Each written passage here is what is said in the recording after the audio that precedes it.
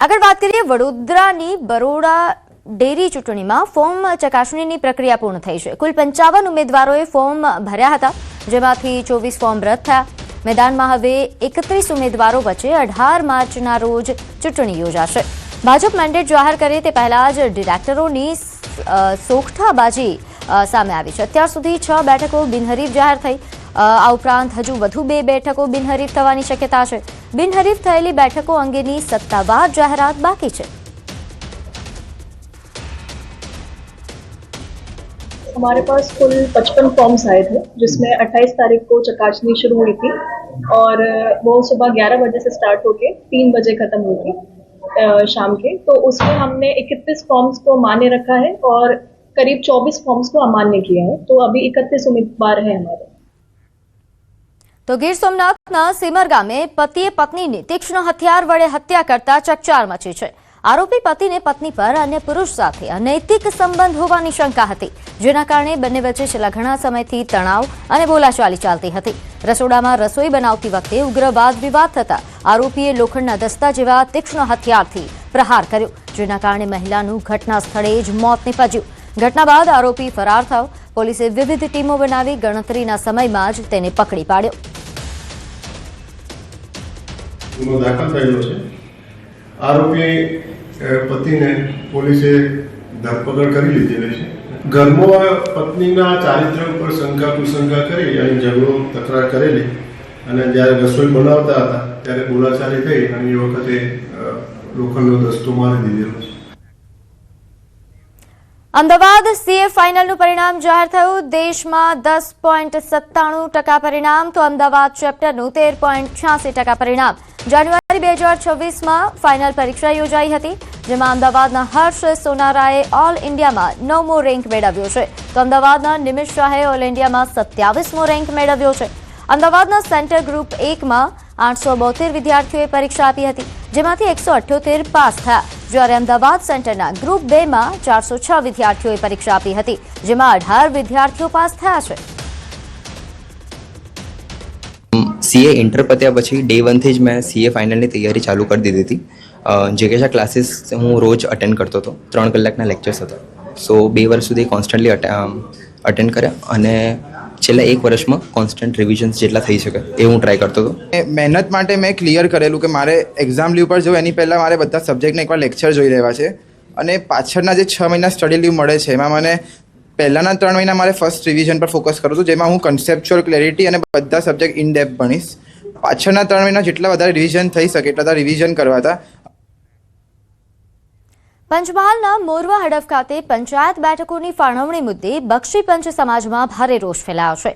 અનામત બેઠકોની નવી ફાળવણીમાં વસ્તી ધોરણ મુજબ યોગ્ય પ્રતિનિધિત્વ ન મળ્યાનો આક્ષેપ કરવામાં આવ્યો છે। આ મામલે મોરવા હડફના સરપંચો અને પંચાયત સભ્યોએ ઉગ્ર રજૂઆત કરી અધિક કલેક્ટરને આવેદનપત્ર સુપ્રત કર્યું હતું।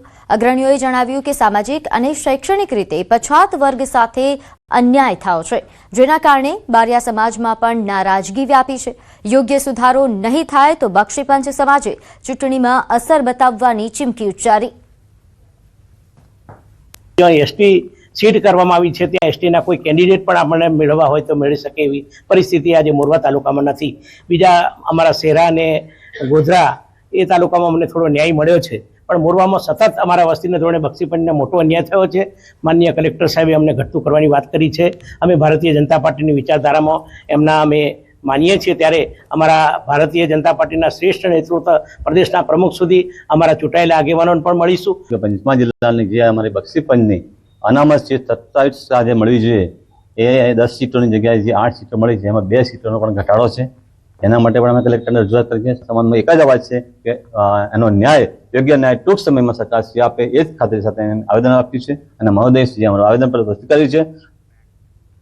તો બનાસકાંઠામાં મધ્ય પૂર્વમાં યુદ્ધની સ્થિતિ વચ્ચે બનાસકાંઠાની યુવતી સહિત 58 લોકો દુબઈમાં ફસાયા। ટીવી સિરિયલમાં સાઇડ રોલ કલાકાર છાયાબેન પરમાર ઇવેન્ટ માટે દુબઈ ગયા હતા। અબુધાબી એરપોર્ટ પરથી 1 માર્ચની રિટર્ન ફ્લાઇટ છેલ્લી ઘડીએ રદ કરવામાં આવી. કુલ 120 વ્યક્તિઓના ગ્રુપમાંથી 58 લોકો ફ્લાઇટ રદ થતાં ભારત પરત ન આવી શક્યા.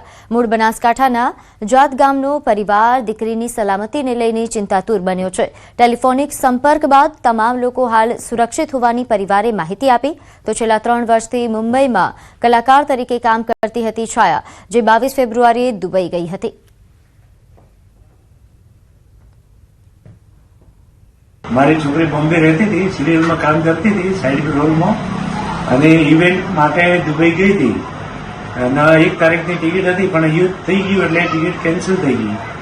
એટલે મોદી સાહેબના હિસાબે અત્યારે તેઓ રહેવા કરવાની સગવડ મળી ગઈ, પણ હવે સાહેબની વિનંતી છે કે વિમાન ચાલુ કરાવી ને મારી છોકરી આનંદ બધાને લઈ દે. બનાસકાંઠાના અને મારી છોકરી સિરિયલમાં ઇવેન્ટનું કામ કરે છે, છોટા મોટી મજૂરી, અમારે કોઈ કમાવા વાળું નથી, એટલે અમારી છોકરી માટે અમારા બધા વાજે ગાજર છે, એટલા માટે અમે એને કામથી બહાર મોકલી છે, પણ અમને ખબર નથી અને એવી પરિસ્થિતિ આવી ગઈ છે. તો હવે હું સરકાર સાહેબની વિનંતી કરું છું કે મારી છોકરી જલ્દી અમને રૂપિયામાં જાય. રાજકોટના જેતપુરમાં સાડી ઉદ્યોગના પ્રદૂષણનો મુદ્દો ફરી એકવાર ગરમાયો. કોંગ્રેસના નેતા કરસન બાપુ ભાદરકાએ આગામી 11 માર્ચથી સાડી ઉદ્યોગના બેફામ પ્રદૂષણ સામે મહાઆંદોલનની જાહેરાત કરી છે. ત્યારે ન્યૂઝ 18 ગુજરાતીની ટીમે ગ્રાઉન્ડ ઝીરો પર જઈને ભાદર નદીના આસપાસના વિસ્તારનું રિયાલિટી ચેક કર્યું, જેમાં ભયાવહ સ્થિતિ સામે આવી છે.